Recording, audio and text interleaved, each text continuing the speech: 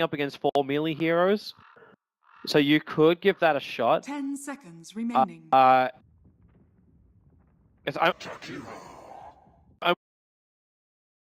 worried that just like.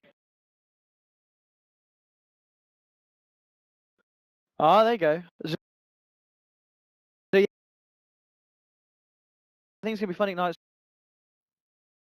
So can always want to fly Jakira again.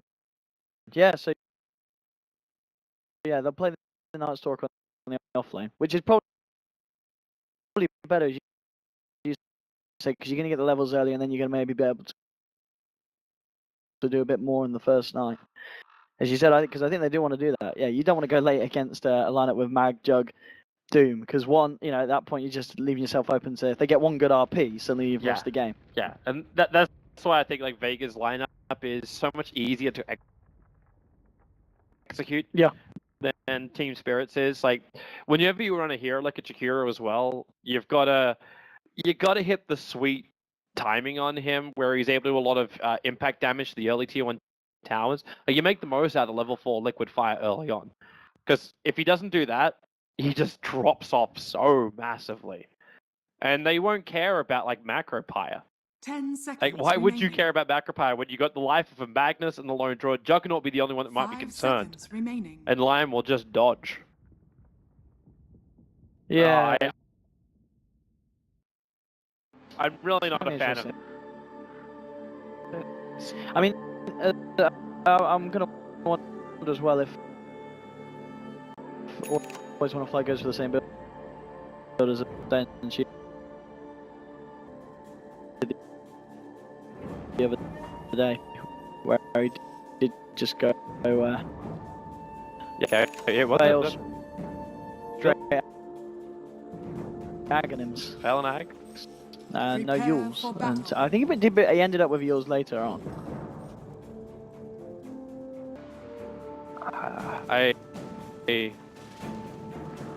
Yeah.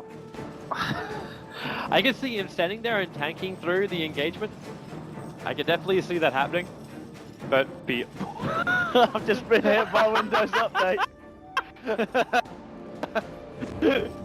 I was like, why is it lagging? Yeah, it was lagging. Preparing to configure Windows, do not turn off your computer. Well, I'm not turning off Windows, it's goddamn it. Well, I suppose you're from Dream League anyway. You're used to someone doing your observing for you, right? That's the thing. That computer's just not working. Yeah, I'm going to sit here and Odie's going to be our play-by-play for this game. Well, what are you about? We're both play-by-play. You're the play, and then you want us to turn throwing a bit by, and then you're the other play. You want to turn us into Koreans? Koreans? What do the Koreans do? They shout. You're just going to shout a lot. I hope there's a good fight to do that. Here you go. Thank you, Windows. That's when you got to learn to do the tasteless Tartosis thing. What I said, they were kind of before my time. Give me a little. They still cast. They still cast to this day. But they do like dead games, don't they? Yes, they do. Yeah. Well, what do they still cast? They cast a little bit. They moved to different things. Yeah, one of them. They both do Heroes of the Storm. Oh. And they were the first ever StarCraft. Like, I know they were apparently like the big boys. Yeah. When it came to like the first professional English casters in the world, Tasteless and Tartosis were it. Are they both American? Yep, they are both American, and they both live in Korea. They live in Korea. Yep. Because that was obviously where the home of StarCraft esports is. And they're still out there? Yep, they still work with GSL and a whole bunch of other groups out there. But Tosis is the one who probably does more stuff. Like he does a lot of Hearthstone. Why did they never move into like? Do they never do MOBAs? I guess apart from Heroes, they never do like Hon or anything. They're Blizzard boys. Yeah. It's the best way to probably describe it. Yeah. Beyond that. Yeah, not much. Have you ever tried casting Blizzard again? I actually cast StarCraft 2 for a while. Oh, did you? Yeah, I did the Australian leagues back when I was still casting with Cybergame. Australian StarCraft? Yeah, that was, well, it was good. Is StarCraft, I never really played StarCraft. Is it pretty hyped to cast, or? It's like, how's it compared to like It's Dota? actually got its moments. More moments or less moments? It's got its moments. You really want to have someone who knows about the timing. Yes. That's what it's all about. I hate details like that, so obviously I just took care of the hype part of it. But the fights were pretty good. Like, you had a lot of rhythm to play with, so yeah, it was kind of fun. It was kind of fun. Very challenging. Yeah, I bet it feels like it. I mean, is there more to learn in StarCraft compared to like Dota? Or would you say Dota's more complex? Different. Yeah. Very, very, very different. Like, yeah. There's a lot more timing stuff that you have to learn with StarCraft, and there's a lot more maps, so it's a different kettle of fish for learning. But I'd say it's about the same amount of knowledge. Just very different ways of learning. Yeah. Anyway, we should probably talk about that game. See what's going on up here? Considering Always Want to Fly is currently Dead? Yeah, he's actually dead. Very fire! Oh, the blast! Can't reach him. Oh, 40 HP is good. You would think with a sword that big he could reach. Ah, come on, Salah. I mean, what do you reckon about these lanes anyway? So what we got going up here? Because some kind of aggressive stuff from Vega. Well, for me, I'm loving this. Like aggressive trialing going on. Yeah, normally I'm all about like a Jakiro in the lane because he's like one of the highest strength-based support heroes in the game. But that's also really, really bad when you're going up against Infernal Blade of the Doombringer, because he just uses that to his advantage. So Always Want to Fly at this lane is not as good, and they don't really have kill potential. Like out of both these heroes, like you can actually get the early point up in Ice Path from a Jakiro, so at least you've got one stun there. But most of this lane is just like harassment, try and zone him out, but you're up against a Juggernaut, right? This is the reason why Vega can get away with this. All they gotta do is like, you take the damage, you back out, and you drop healing ward. Yeah. Or if they initiate with Ice Path, you can see the animation coming.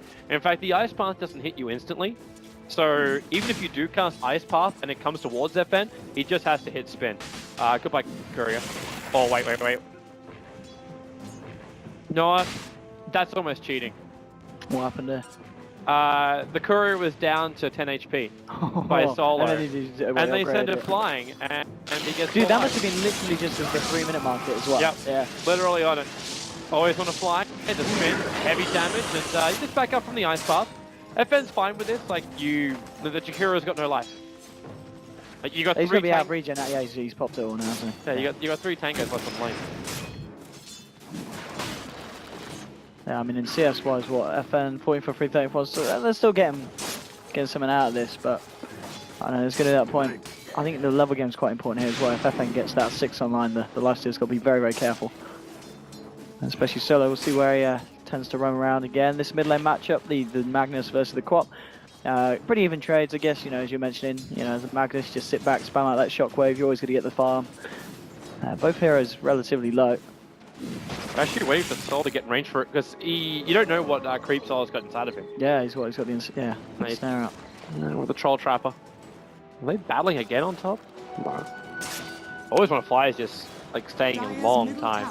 Illidan's like ferrying him tangos so he can actually like come back in life. I mean, there's other lane as well that we're not really talked about, but Mag on this bottom lane.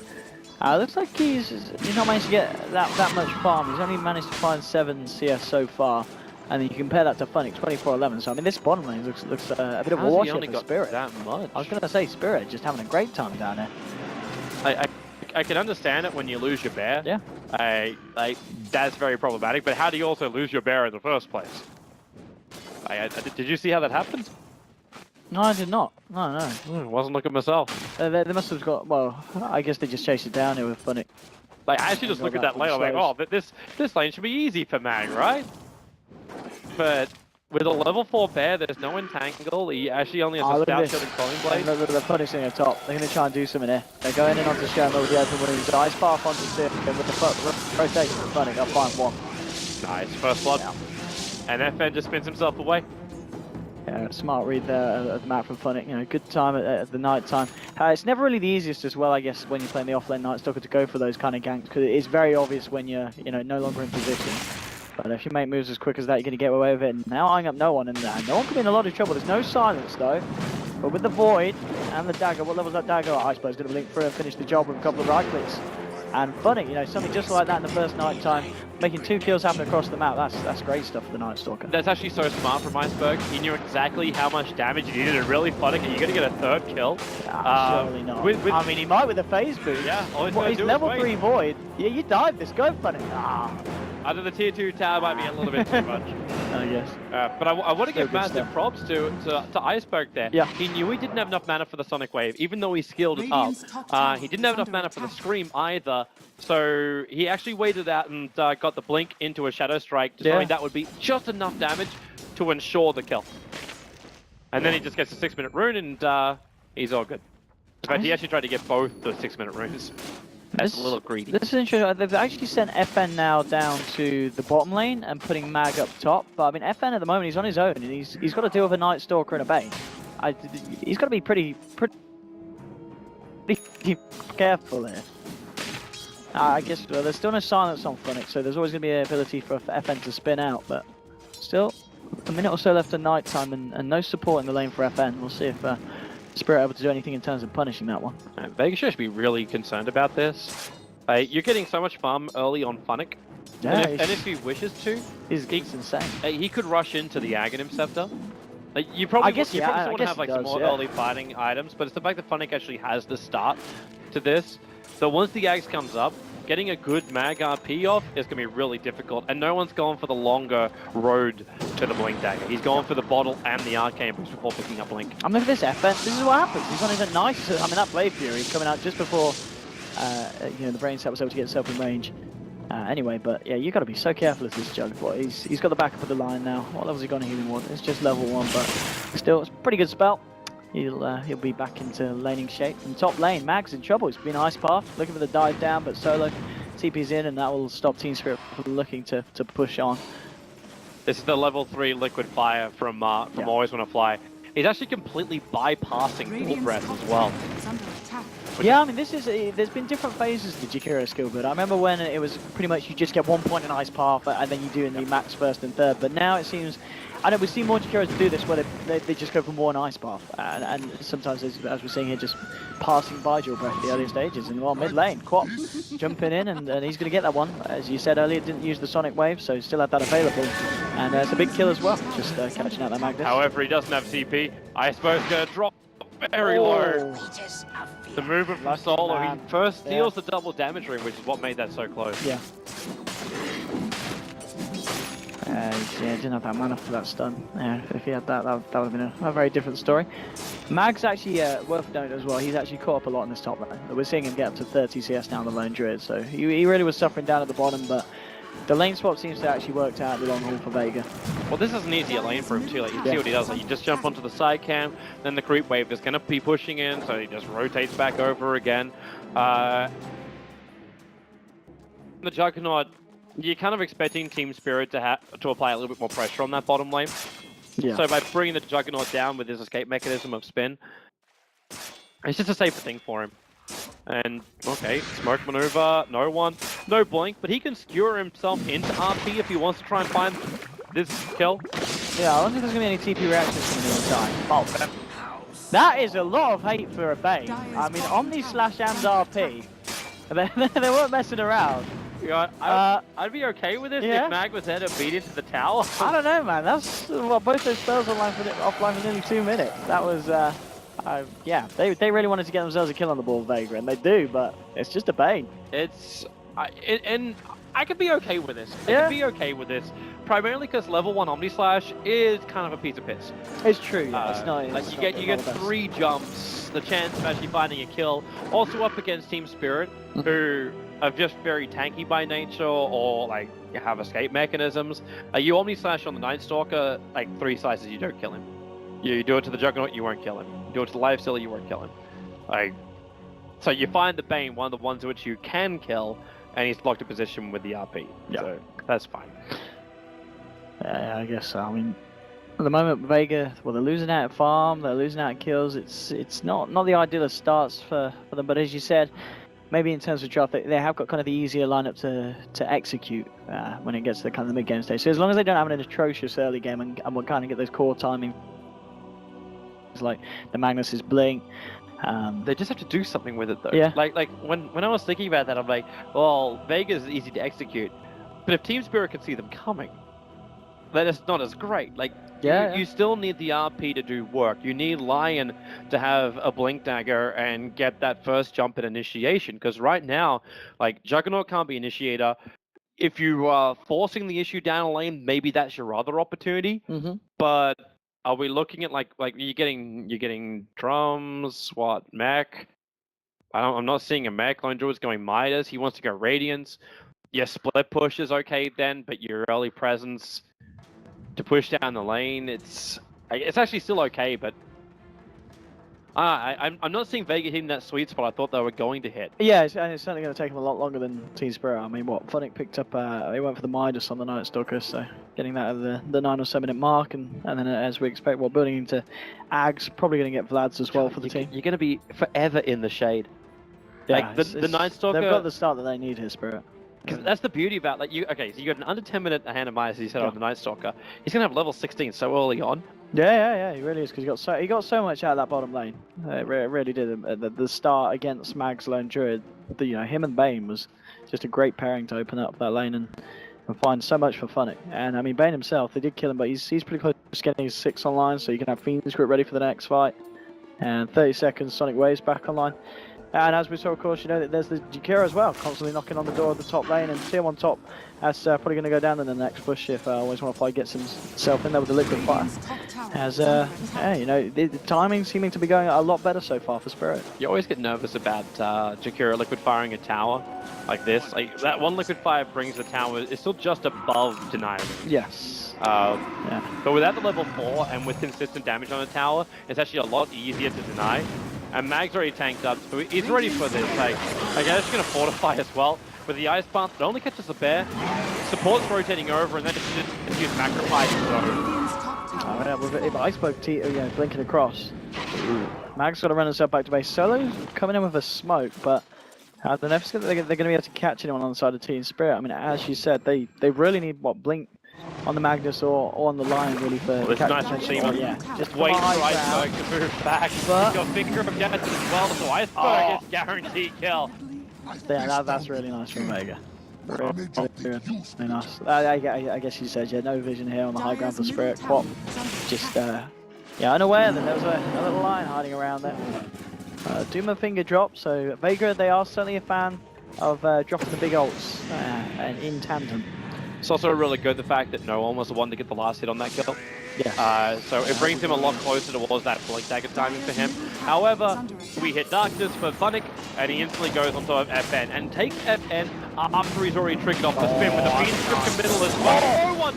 He'll only get the RP, and on Funnick, you already killed the Juggernaut, and thanks to Nightmare from Godblack, Funnick just walking away. The Infernal Blade burn damage wasn't enough to find the kill, and they got no way to chase it. With Iceberg also appearing in the lane, you may find yourself being overcommitted if Vega were trying to chase that kill. Yeah, absolutely. This is, And again, another situation where RP's used and not optimally. Yeah, it's not going to find anything for the side of Vega. Team Spirit, this funny Night Stalker. You know what I mean? There's a reason why they picked this first in the draft, didn't they?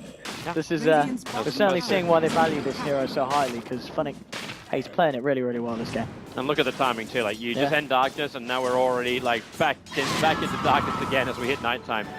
And Team Spirit is fight into objective. Always want to fly, you bring in your level 4 liquid fire, you take out the towers. You managed to remove 2 tier 1 towers just before hitting the second nighttime phase, which is the sweet spot again for a Night Stalker, as he has a point booster to his name.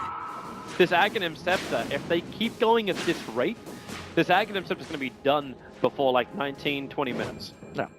And one of the things as well is you've just constantly got a little on his top lane. I mean, he's not left it. He doesn't need to at the moment. Now he's going to try and go for a bit of an adventure with Funnick. Surprise! And FN, what's he got? Well, nothing when he's been silenced up. How long is this one going to be? Is it going to be long enough to bring them down? FN, he gets the chance of the blade through, but just get the punches in, and another kill for Funnick. 3-0-2. Funnick is reading this map absolutely beautifully. He's everywhere that he needs to be. This is the issue of the Juggernaut. Yeah. Spin is a wonderful escape mechanism, but once you're obviously silenced to start with, you can't break free with Spin because you can't use it, but it's also the movement speed. So you go into Spin and you can't outrun a Night Stalker. So what are you meant to do? You can stop magical damage being done, but Team Spirit brought in the 2 big physical damages. They brought in both the Life Stealer as well as the Night Stalker. Oh, this is really nice as well. The team spirit, they realise that the advantage they are, what, 5-2, 30 minutes in, they're dominating the map and they just go smoke on smoke. They're ready to go.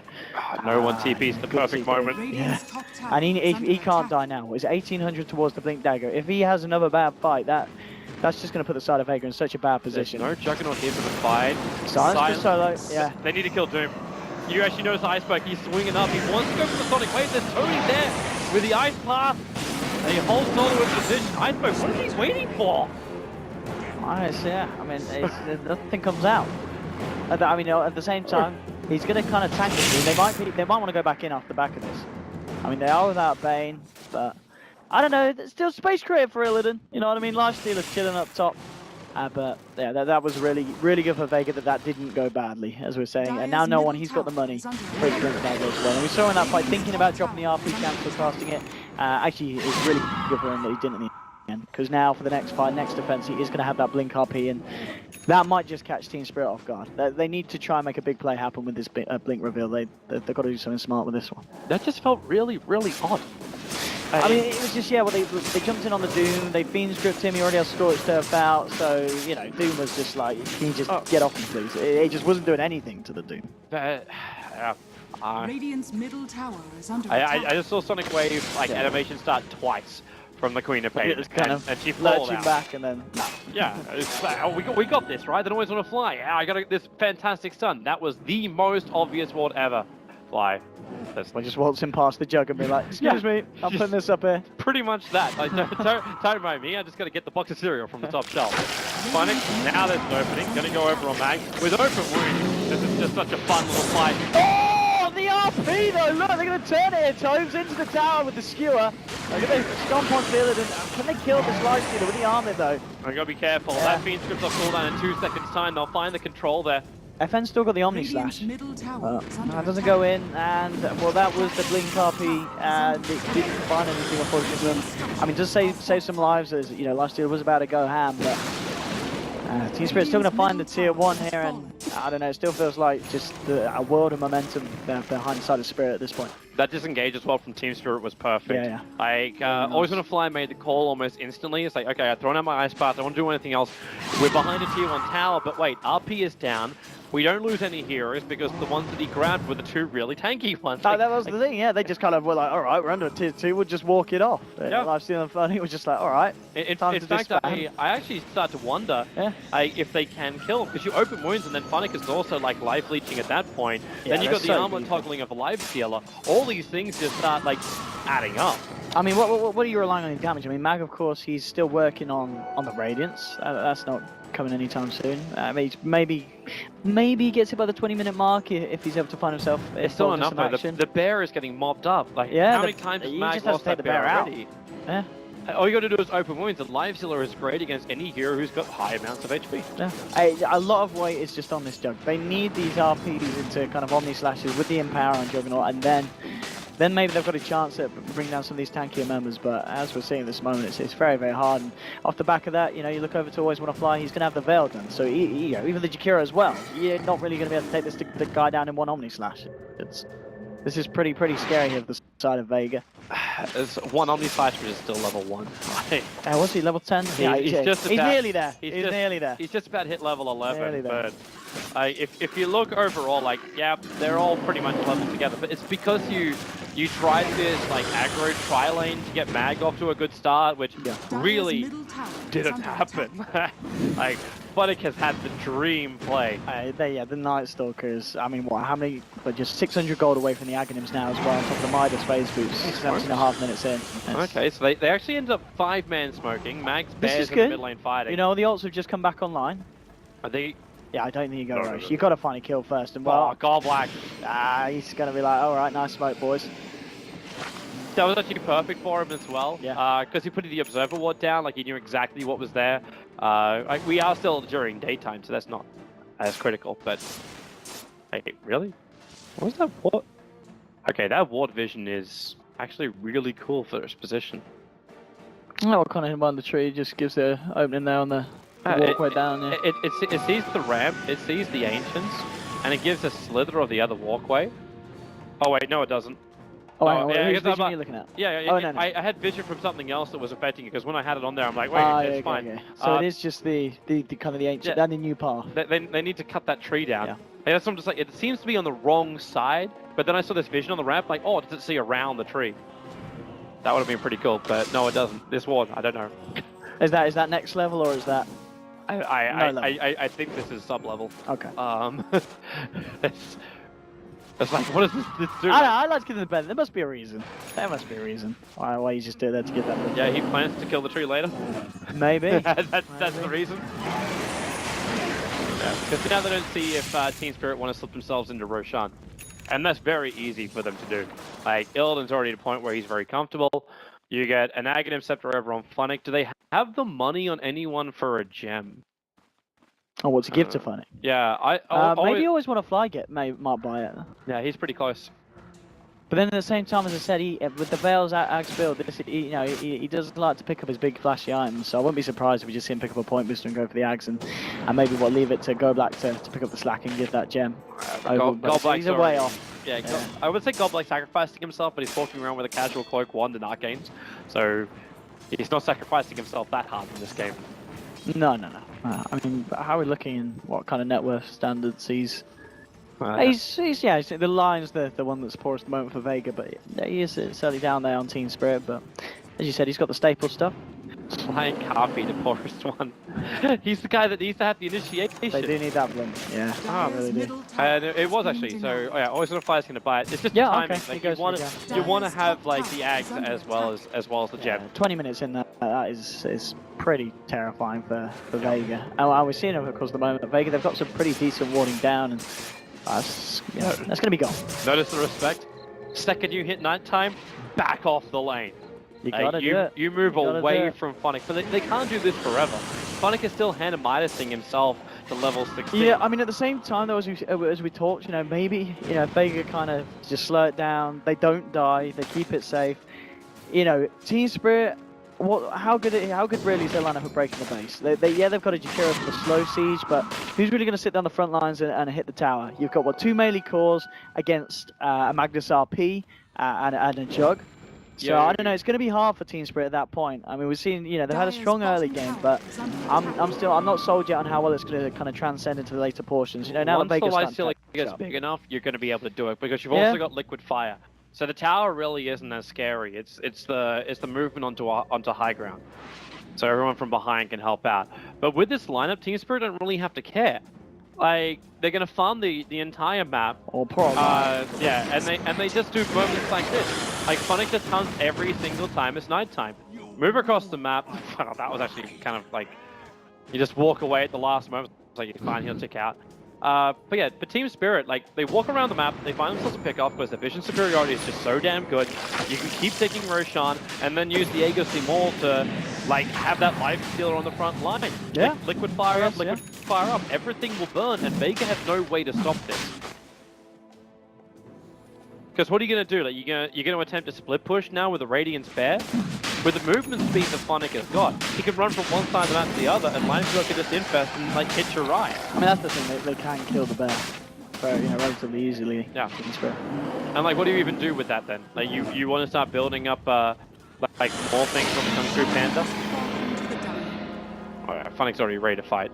So is Vega. They actually have to fight into an Aegis team if they want to do this. No, I don't know what this smoke is. I mean, if they can get on the high ground here and then get the high ground jump on Team Spirit as they come up, I mean, this is what they're hoping for. They're hoping for Spirit to come up here so no one can get that. They see Iceberg. He's going to jump in. Oh, it's only on one though! They're going to kill him. What an Iceberg! An Iceberg. He is going to go down. Nice done on the three of them. So let's on a front line. They'll get the Fiend Grip off onto FN. But now, with the Omnisat, this could be actually Vega turning this one around. They've found themselves a double kill. They're chasing down Illidan. He's going to get fingered. He's going to do his old toggling, and he has, of course, still got the Aegis, but Vega, it works out nicely. They take the Quaff out at the start of the fight. Suddenly they don't have to worry about a Sonic Wave blasting through them. Bane sits there, goes for a Fiend's Grip. He gets quickly chopped to pieces. And it's fights like these that it's like, all right, Vega, they had that sorted there. The smoke was really smart, and Spirit did not expect them to be on that side of the map. The second that Ice Path hit from the Jakiro, I thought this game is going to be over from Vega, but no damage from the Quap, eliminated early on. Yeah, straight away. Also brings up the question mark of like, should Lifestealer be the one holding on to the Aegis? Like normally he's got Infest or he's got Armor Toggle to keep himself alive. You just lost your Queen of Pain. And this is probably where Team Spirit are also considering like what they want to do next. What they want to do next was not a team fight. What they want to do next was siege high ground. So the Aegis made sense for this, but now it's like, I guess a big question mark. Vega read the movement perfectly, they initiate, they take one, and then Team Spirit come in one after the other. That's why the Omni Slash was effective. Vega was able to hit almost every single one to kill off the edge of the Shakira. We're just going to go for Mag. I mean, there's going to be TP reactions, but I don't know if you're saving this man. The stun, nah, Sonic Wave from Iceberg will finish it off. So, I mean, off the back of this, you know, you take the Lone Druid down for 50 seconds. You know, of course, he's in no space to buy back. This could be the opening that Spirit need to get that push going that they're hoping to before. And of course, they have still got that Aegis for this one ready on Lifesteal. Yeah, I think they've only got enough time, though, where they take out the tier 2 towers outside. Because if they want to push high ground, it's going to be a lot more difficult. So they just wait it out, like get map control, get aggressive observer walls up, take out the tier 2 towers. Oh, wait, did Goldblack? Yeah, he managed to get the feature grip on that. Iceberg blinked in on this. Oh, the RP! No one! Lure him back to the tier 3 tower! No, he got wrecked, Toby. Oh. I mean, these RPs, you know, that solo RP, if you can catch out Quap like that, it's worth it. It really is. We're not really seeing the flashiest of kind of, you know, huge 5-man RPs, but they're getting the job done. You know, the wonderful advantage the Team Spirit had where they had the beautiful vision. Yeah, it's gone. Like, they should be getting better pickoffs, they should be having better engagements. You have 2 heroes that move down to the tower to fight, and they fight from a disadvantaged position as well. Yeah, I don't know about that blinking from Quap. That was... It made sense until the 4-staff happened. Yeah, when the 4-staff happened, he's just like, oh crap, now I've actually got to go deeper. And you can see he walked a couple of steps forward, and no one is... that's when Vega just has better positioning, better fighting power. Yeah. And you're giving more and more money and more levels to this Lone Druid so he can catch up. The Juggernaut's the top net worth now with the Mana Star, so the Orchid from the Quap doesn't control Jack. A Juggernaut even takes out the bottom tier 1 tower when there's 3 heroes there trying to stop him. You're taking 2 tier 1 towers in a very short space of time with no reaction from Spirit. Yeah. I mean, as you showed there the graph, you know, starting to turn around. I think this is going to be a real issue for Spirit. And I don't know, it's just kind of Vega. You know, these guys, they play so well as a team. Yeah, you know, in terms of individual skill, yeah, there might be some kind of shining stars on Spirit, but Spirit, you know, compared to Vega's lineup, you know, albeit obviously carry switch up, they are a very new team, Spirit, with this kind of iteration of them. So I think this kind of goes to show where Vega are just making just the safer and the smarter decisions, and as we saw there, you know, they managed to close up this gap that Spirit were able to create in the earlier push of the game. If only it was nighttime for Funnick. Now he triggers darkness, but they missed their opportunity just by a hair. Goldblack was on the other side of the tree line, so he had one moment where maybe they could have got a pick off and then start regaining map control. Yeah, it's all about playing around this night. It's all about playing around the night time and the ult timing for Vega as well. Team Spirit just got a successful scan. They scanned the tier 2 tower of Vega, and it looks like they were wondering if Team Spirit are grouping up for a smoke maneuver. That has to be in the mindset right now. Yeah, I think the reason why is because at that point as well, ults just come back online, so that's the time to scan, as you said, just checking if there's any kind of movement coming through. Always want to fly. Needs to be a little bit careful here. I mean, he's going to get away with it, but he is on a little bit of a lone venture. It's a nice ward though. I'm trying to understand this build. He's doing better like yeah. No yours. Yeah. Who needs yours? It's rubbish, it doesn't do any damage. Well, it does, but yeah, who cares? We want damage, and we want length and duration. It does make it 30 seconds, Toby. 30 seconds. It does make it really, really interesting as far as high ground defense goes.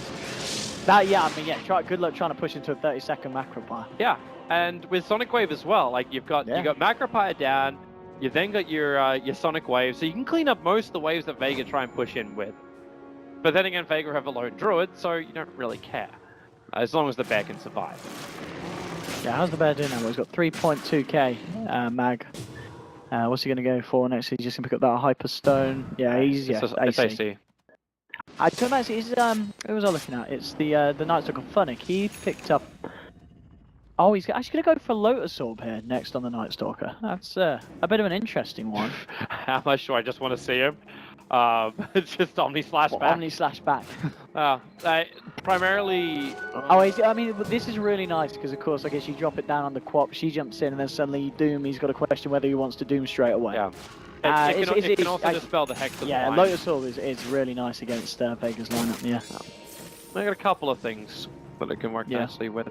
How's Illidan looking for his next item? Because he's had this armlet and SNY. Yeah, I was going to say. He hasn't got a new item in the last 10 minutes, and okay, there it is. It's going to be a Deso for him. Oh, Listen, look fight at this. hard, Phonic, good positioning.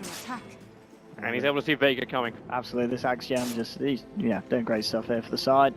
And the question is, do they want to try and fight this one? I mean, we can see at the moment, Spirit, I think they're a little bit scared of taking these 5-on-5 engagements because, you know, the team fight from Vega, it's pretty good. It's the Infest, man.